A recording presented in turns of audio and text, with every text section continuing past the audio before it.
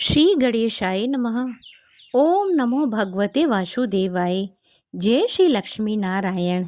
राधे राधे प्रिय भक्तों, आप सभी का अनंत भक्ति सागर ऑफिशियल परिवार में हार्दिक स्वागत है। आज हम सुनेंगे आषाढ़ मास महात्म्य के अध्याय 2 की अत्यंत ही पावन एवं कल्याणकारी कथा। शास्त्रों में कहा गया है कि जो श्रद्धा और विश्वास के साथ आषाढ़ मास की कथा का श्रवण करता है उसके जीवन के अनेक कष्ट दूर होते हैं और भगवान श्री हरि विष्णु तथा माता लक्ष्मी की विशेष कृपा प्राप्त होती है। तो आइए हाथ जोड़कर भगवान श्री हरि का स्मरण करें और कथा का शुभारंभ करें। एक समय नैमिषारण्य की पुण्य भूमि में अनेक महान ऋषि मुनि एकत्र होकर यज्ञ कर रहे थे। उस पवित्र सभा में सभी ऋषियों के मन में एक ही जिज्ञासा थी कि कलयुग में मनुष्य कैसे सरलता से भगवान की कृपा प्राप्त कर सकता है। तभी सूत जी महाराज वहां पधारे। सभी ऋषियों ने उनका आदरपूर्वक स्वागत किया, आसन अर्पित किया और विनम्र भाव से कहा, हे सूत जी, आपने हमें आषाढ़ मास के प्रथम अध्याय का दिव्य महात्म्य सुनाया। अब कृपा करके इस पवित्र मास के द्वितीय अध्याय का भी वर्णन करें, जिससे समस्त प्राणी धर्म, अर्थ, काम और मोक्ष की प्राप्ति कर सकें। सूत जी मुस्कुराए और बोले, हे मुनि श्रेष्ठों, आप सभी का प्रश्न अत्यंत ही कल्याणकारी है। यह कथा स्वयं भगवान श्री हरि को अत्यंत ही प्रिय है। जो श्रद्धापूर्वक इसका श्रवण करता है उसके अनेक जन्मों के पाप नष्ट हो जाते हैं। इसके बाद सूत जी ने प्राचीन समय की एक दिव्य कथा सुनानी प्रारंभ की। बहुत समय पहले एक नगर में धर्म प्रिय गृहस्थ रहता था। वह भगवान विष्णु का भक्त था, परंतु सांसारिक कार्यों में इतना व्यस्त रहता था कि नियमित पूजा पाठ नहीं कर पाता था। उसके मन में सदैव यह चिंता रहती थी कि ऐसा कौन सा सरल उपाय है जिससे भगवान प्रसन्न हो और परिवार का कल्याण भी हो। एक दिन उस नगर में एक महान संत का आगमन हुआ। उनके दर्शन के लिए दूर दूर से लोग आने लगे। वह गृहस्थ भी उनके चरणों में पहुंचा और हाथ जोड़कर बोला, गुरुदेव, मैं गृहस्थ जीवन में बंधा हुआ हूँ। परिवार की जिम्मेदारियाँ इतनी अधिक हैं कि अधिक तप, व्रत और यज्ञ करना मेरे लिए संभव नहीं है। कृपया करके ऐसा उपाय बताइए जिससे भगवान श्री हरि की कृपा सहज ही प्राप्त हो जाए। संत ने प्रेम पूर्वक उत्तर दिया, वत्स, यदि मनुष्य श्रद्धा और नियम पूर्वक आषाढ़ मास का पालन करे, भगवान विष्णु का स्मरण करे, कथा सुने, दान करे और अपने आचरण को पवित्र बनाए तो भगवान स्वयं उस पर प्रसन्न होते हैं। उन्होंने आगे कहा, आषाढ़ मास केवल एक महीना नहीं बल्कि आत्मशुद्धि का महान अवसर है। इस मास में किया गया एक छोटा सा सत्कर्म भी अनेक गुना फल देता है। जो व्यक्ति इस महीने क्रोध, अहंकार, छल और हिंसा का त्याग कर भगवान का नाम जपता है उसके जीवन में सुख और शांति का वास होता है। संत के इन वचनों को सुनकर वह गृहस्थ अत्यंत ही प्रसन्न हुआ। उसने निश्चय किया कि इस बार वह पूरे श्रद्धा भाव से आषाढ़ मास के सभी नियमों का पालन करेगा और भगवान श्री हरि की आराधना करेगा। यहीं से उसके जीवन में एक अद्भुत परिवर्तन प्रारंभ हुआ। संत के मुख से आषाढ़ मास का महात्म्य सुनकर वह गृहस्थ अत्यंत ही प्रसन्न हुआ। उसने उसी क्षण संकल्प लिया कि वह पूरे श्रद्धा और विश्वास के साथ इस पवित्र मास का पालन करेगा। उसने निश्चय किया कि वह प्रतिदिन प्रातः ब्रह्म मुहूर्त में उठेगा, स्नान करके भगवान श्री हरि विष्णु का पूजन करेगा, तुलसी जी को जल अर्पित करेगा तथा जितना संभव हो सके दान और सेवा करेगा। घर लौटकर उसने अपनी पत्नी और परिवार के सभी सदस्यों को संत के उपदेश सुनाए।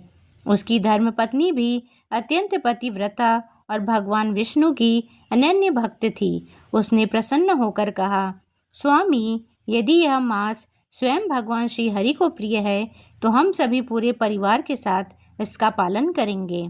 हमारा जीवन तभी सफल होगा जब हमारे प्रत्येक कर्म भगवान की सेवा में समर्पित होंगे। यह सुनकर पूरा परिवार अत्यंत ही आनंदित हो उठा। अगले ही दिन में उन्होंने आषाढ़ मास के नियमों का पालन प्रारंभ कर दिया। प्रतिदिन प्रातःकाल वे स्नान कर भगवान विष्णु के समक्ष दीपक जलाते, धूप अर्पित करते, पीले पुष्प चढ़ाते और श्रद्धापूर्वक ओम नमो भगवते वासुदेवाय मंत्र का जप करते। घर का वातावरण धीरे धीरे दिव्य और शांतिमय होने लगा। जहाँ पहले छोटी छोटी बातों पर विवाद होता था, वहाँ अब प्रेम, मधुरता और भक्ति का संचार होने लगा। सूत जी बोले, हे ऋषियों, भगवान का नाम ऐसा अमृत है जो मनुष्य के भीतर छुपे हुए अहंकार, क्रोध और लोभ को धीरे धीरे समाप्त कर देता है। जिस घर में भगवान का नाम गूंजता है, वहाँ स्वयं लक्ष्मी जी का स्थायी निवास होता है। एक दिन वही संत पुनः उस नगर में आए। गृहस्थ ने उनका आदर पूर्वक स्वागत किया और बोला, गुरुदेव, आपके बताए मार्ग पर चलने से हमारे घर में अद्भुत परिवर्तन आया है। मन में शांति है, परिवार में प्रेम है और भगवान के प्रति भक्ति भी पहले से कहीं अधिक बढ़ गई है। कृपया बताइए कि इस मास में और कौन से कार्य करने चाहिए। संत ने कहा, वत्स, आषाढ़ मास में केवल पूजा ही पर्याप्त नहीं है। इस मास में दया, सेवा, संयम और दान का भी विशेष महत्व है। जो भूखे को भोजन कराता है, प्यासे को जल पिलाता है, गौ सेवा करता है, तुलसी की सेवा करता है और साधु संतों का सम्मान करता है, उस पर भगवान विष्णु अत्यंत ही प्रसन्न होते हैं। उन्होंने आगे कहा, ध्यान रहे, दान कभी दिखावे के लिए नहीं करना चाहिए। सच्चा दान वही है जो विनम्रता और निष्काम भाव से किया जाए। भगवान वस्तु की कीमत नहीं देखते, वे भक्त के हृदय की भावना देखते हैं। गृहस्थ ने संत के इन वचनों को अपने जीवन का नियम बना लिया। उसने निर्धनों को अन्न देना प्रारंभ किया, राहगीरों के लिए शीतल जल की व्यवस्था करवाई, गौशाला में चारा पहुंचाया और मंदिर में प्रतिदिन दीपदान करने लगा। कुछ ही दिनों बाद नगर के लोगों ने देखा कि पहले जो व्यक्ति सदैव चिंता में डूबा रहता था, वही अब प्रसन्न, शांत और संतुष्ट दिखाई देता है। उसके व्यवहार में इतनी मधुरता आ गई कि हर कोई उसकी प्रशंसा करने लगा। यह देखकर एक पड़ोसी के मन में ईर्ष्या उत्पन्न हुई। उसने सोचा, इतने कम समय में इसके जीवन में इतना परिवर्तन कैसे आ गया? अवश्य ही उसके पीछे कोई रहस्य है। एक दिन उसने उस गृहस्थ से इसका कारण पूछा। गृहस्थ ने मुस्कुराकर उत्तर दिया, भाई, इसमें कोई चमत्कार नहीं है। यह सब भगवान श्री हरि की कृपा और आषाढ़ मास के पुण्य का प्रभाव है। जब मनुष्य सच्चे मन से भगवान का स्मरण करता है तो उसका जीवन स्वयं बदलने लगता है। यह सुनकर पड़ोसी भी संत के पास पहुंचा और उनसे धर्म का उपदेश मांगा। संत ने उसे भी वही शिक्षा दी कि भक्ति का मार्ग सभी के लिए खुला है। इसमें न ऊंच नीच का भेद है, न धन दौलत का। जो श्रद्धा से भगवान को पुकारता है, भगवान उसकी पुकार अवश्य सुनते हैं। सूत जी ने आगे कहा, हे मुनियों, आषाढ़ मास मनुष्य को केवल धार्मिक कर्मों की शिक्षा नहीं देता, बल्कि उसे विनम्रता, करुणा, सेवा और भगवान पर अटूट विश्वास रखना भी सिखाता है। यही इस मास का वास्तविक महात्म्य है। इतना कहकर सूत जी कुछ क्षण मौन हो गए। सभी ऋषि अत्यंत ही ध्यानपूर्वक कथा सुन रहे थे। उनके हृदय में भगवान श्री हरि के प्रति भक्ति और भी प्रगाढ़ होती जा रही थी। प्रिय भक्तों, शास्त्र कहता है कि जब कोई भक्त भगवान के मार्ग पर दृढ़ता से आगे बढ़ता है, तब उसकी श्रद्धा की परीक्षा भी अवश्य होती है। एक दिन प्रातःकाल वह गृहस्थ भगवान विष्णु की पूजा करके मंदिर से लौट ही रहा था कि मार्ग में उसे एक अत्यंत ही वृद्ध, दुर्बल और भूखा ब्राह्मण दिखाई दिया। उसके वस्त्र पुराने थे, शरीर थकान से काँप रहा था और आंखों में करुणा झलक रही थी।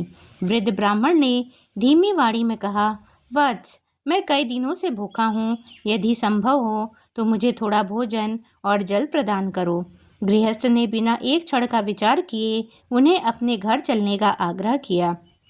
घर पहुंचकर उसने अपनी पत्नी से कहा, आज सबसे पहले इस अतिथि को भोजन कराया जाए। शास्त्रों में कहा गया है कि अतिथि में स्वयं भगवान का वास होता है। उसकी धर्मपत्नी ने अत्यंत ही श्रद्धा से भोजन तैयार किया। भगवान को भोग लगाकर वही प्रसाद वृद्ध ब्राह्मण को प्रेम पूर्वक परोसा गया। वृद्ध ने तृप्त होकर भोजन किया और प्रसन्न होकर कहा, वत्स, तुम्हारी सेवा से मैं अत्यंत ही प्रसन्न हूँ। भगवान श्रीहरि तुम्हारे परिवार पर सदैव अपनी कृपा बनाए रखें। यह कहकर वे वहाँ से चले गए। कुछ दिनों बाद फिर एक नई परीक्षा आई। उस वर्ष वर्षा समय पर नहीं हुई। खेत सूखने लगे, व्यापार मंद पड़ गया और नगर में आर्थिक संकट उत्पन्न हो गया।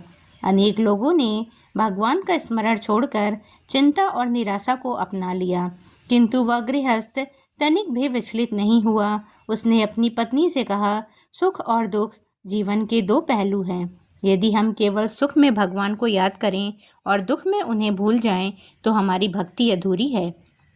हमें विश्वास रखना चाहिए कि भगवान जो भी करते हैं हमारे कल्याण के लिए करते हैं। उसकी पत्नी ने भी कहा, स्वामी, हमें विश्वास है कि श्री हरि अपने भक्तों को कभी अकेला नहीं छोड़ते। हम पहले की तरह पूजा, जप, कथा और दान का क्रम जारी रखेंगे। दोनों पति पत्नी भगवान विष्णु के समक्ष दीप जलाते, तुलसी की पूजा करते और पूरे विश्वास के साथ नाम स्मरण करते रहे। सूत जी बोले, हे मुनियों, सच्चा भक्त वही है जो विपत्ति आने पर भी भगवान का साथ नहीं छोड़ता। परीक्षा के समय जो श्रद्धा अटल रहती है वही भगवान को सबसे अधिक प्रिय होती है। उसी समय नगर में एक धनी व्यापारी रहता था। उसे उस गृहस्थ की बढ़ती प्रतिष्ठा देखकर आश्चर्य हुआ। उसने सोचा, देखता हूँ कि इसकी भक्ति कितनी सच्ची है। व्यापारी ने छलपूर्वक उसके व्यापार में बाधा डालने का प्रयास किया। कुछ लोगों ने गृहस्थ के विरुद्ध झूठी बातें भी फैलानी शुरू कर दी, लेकिन गृहस्थ ने किसी से वैर नहीं किया। उसने केवल भगवान के चरणों में प्रार्थना की, हे लक्ष्मीपति, यदि मुझसे कोई भूल हुई हो तो मुझे क्षमा करें। मुझे इतना धैर्य दें कि मैं किसी के प्रति द्वेष न रखूं। समय बीतता गया। एक दिन वही व्यापारी गंभीर संकट में फंस गया। उसका व्यापार ठप हो गया और कोई उसकी सहायता के लिए आगे नहीं आया। जब यह बात उस गृहस्थ को पता चली तो वह तुरंत व्यापारी के घर पहुंचा। उसने यथाशक्ति उसकी सहायता की और कहा, भाई, विपत्ति में एक दूसरे का साथ देना ही सच्चा धर्म है। व्यापारी की आंखों में आंसू बह निकले। उसने अपने सभी अपराध स्वीकार करते हुए कहा, मैंने ईर्ष्या के कारण तुम्हारा अहित चाहा, लेकिन तुमने मेरे साथ भलाई की। आज मुझे समझ आ गया कि सच्ची भक्ति केवल पूजा पाठ नहीं, बल्कि क्षमा, दया और सेवा भी है। गृहस्थ ने मुस्कुराकर उत्तर दिया, यह मेरी नहीं, भगवान श्रीहरि की शिक्षा है। जो उनके चरणों में समर्पित हो जाता है, उसके मन से अहंकार और द्वेष स्वतः समाप्त हो जाते हैं। यह समाचार पूरे नगर में फैल गया। लोग उस गृहस्थ की भक्ति और विनम्रता की प्रशंसा करने लगे। अनेक लोगों ने आषाढ़ मास का व्रत, भगवान विष्णु की पूजा और दान पुण्य का संकल्प लिया। सूत जी ने ऋषियों से कहा, हे तपस्वियों, जो मनुष्य आषाढ़ मास में भगवान श्री हरि का स्मरण करता है, सत्य का पालन करता है, दीन दुखियों की सेवा करता है, अपने मन में किसी के प्रति द्वेष नहीं रखता, उसके जीवन में भगवान स्वयं मंगल का मार्ग प्रशस्त करते हैं। इसी प्रकार उस गृहस्थ की भक्ति दिन प्रतिदिन बढ़ती गई। अब भगवान श्री हरि उसकी अटूट श्रद्धा से अत्यंत ही प्रसन्न हो चुके थे और समय आ गया था कि वे अपने भक्तों को अपनी दिव्य कृपा का अनुभव कराएं। सूत जी बोले, हे मुनि श्रेष्ठों, भगवान अपने भक्ति की परीक्षा अवश्य लेते हैं, परंतु जब भक्त हर परिस्थिति में अटल रहता है, तब भगवान उस पर ऐसी कृपा बरसाते हैं जिसकी कल्पना भी नहीं की जा सकती। एक दिन आषाढ़ मास का अंतिम सप्ताह चल रहा था। उस दिन एकादशी का पावन व्रत था। गृहस्थ और उसकी पत्नी ने प्रातःकाल ब्रह्म मुहूर्त में उठकर स्नान किया, पूरे घर की सफाई की, भगवान श्री हरि विष्णु और माता लक्ष्मी का विधिवत पूजन किया। शंखनाद हुआ, दीपक प्रज्वलित किया गया और पूरे घर में ओम नमो भगवते वासुदेवाय मंत्र का मधुर जप होने लगा। पूजा के पश्चात दोनों पति पत्नी ने संकल्प लिया, हे प्रभु, हमें धन, वैभव या यश की इच्छा नहीं है। हमारे हृदय में केवल आपकी भक्ति बनी रहे। हमारा जीवन सदैव धर्म और सेवा के मार्ग पर चलता रहे। उस रात जब पूरा नगर गहरी निद्रा में था, तब वह गृहस्थ भगवान का नाम लेते लेते सो गया। रात्रि के अंतिम प्रहर में उसे एक अद्भुत दिव्य स्वप्न दिखाई दिया। उसने देखा कि आकाश दिव्य प्रकाश से आलोकित हो उठा। चारों ओर शंख, चक्र, गदा और पद्म की अद्भुत आभा फैल रही। उसी दिव्य प्रकाश के मध्य गरुड़ पर विराजमान भगवान श्री हरि विष्णु प्रकट हुए। उनके श्री चरणों में माता लक्ष्मी विराजमान थीं। दोनों के मुखमंडल से दिव्य तेज निकल रहा था। गृहस्थ यह देखकर भाव विभोर हो गया। उसकी आंखों से आनंद के आंसू बहने लगे।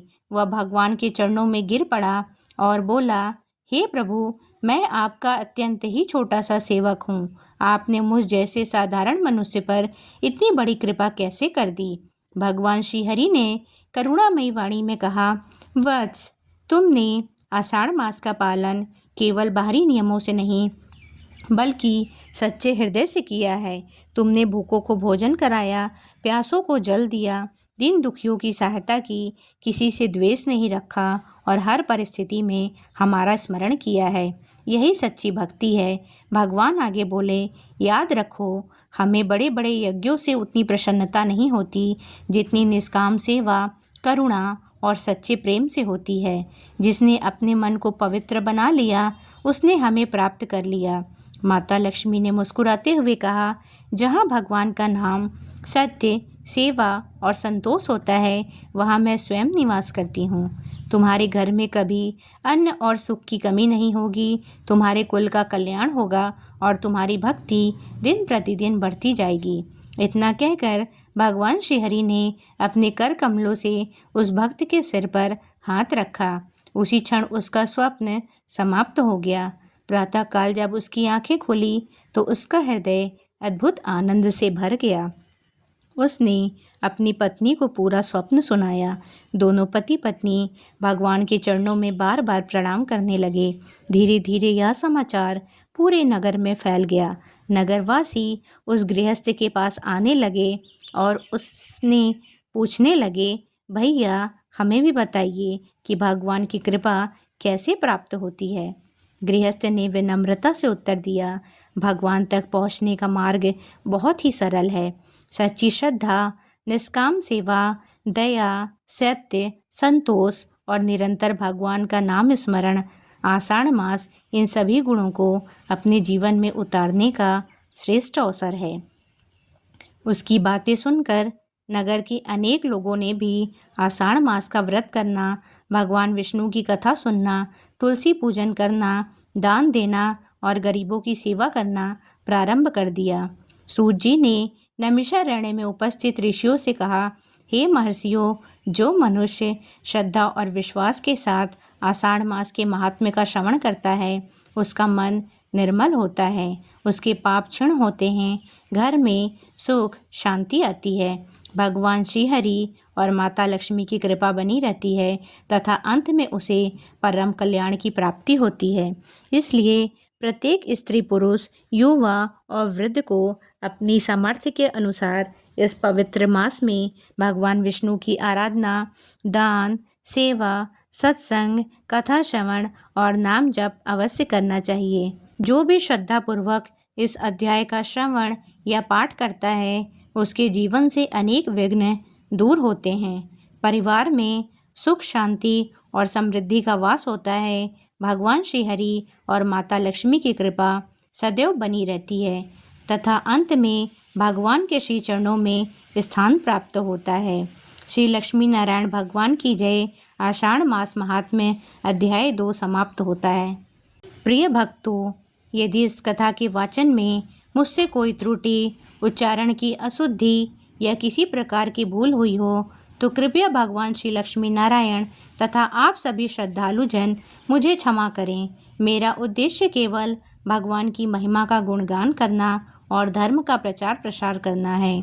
यदि आपको यह कथा पसंद आई हो तो कृपया वीडियो को लाइक करें, अपने परिवार और मित्रों के साथ शेयर करें तथा हमारे चैनल अनंत भक्ति सागर ऑफिशियल को सब्सक्राइब करके बेल आइकन अवश्य दबाएं ताकि ऐसे ही पावन कथाएं और धार्मिक वीडियो सबसे पहले आप तक पहुंचती रहे। कमेंट में ओम नमो भगवते वासुदेवाय अवश्य लिखें। इसी मंगल कामना के साथ आप सभी पर भगवान श्री हरि विष्णु और माता लक्ष्मी की कृपा सदैव बनी रहे। जय श्री लक्ष्मी नारायण, जय श्री हरि विष्णु। राधे राधे।